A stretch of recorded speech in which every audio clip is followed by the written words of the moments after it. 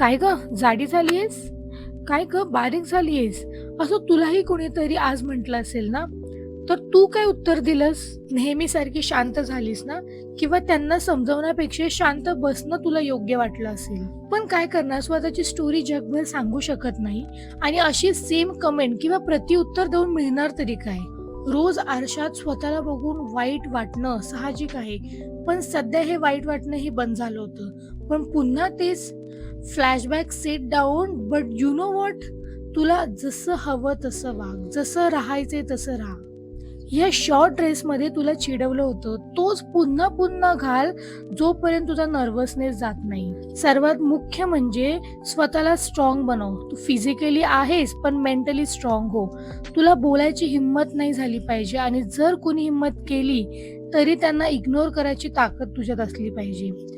जो आपल्यावर मनापासून प्रेम करतो तो आपल्यासोबत कायमचा राहतो.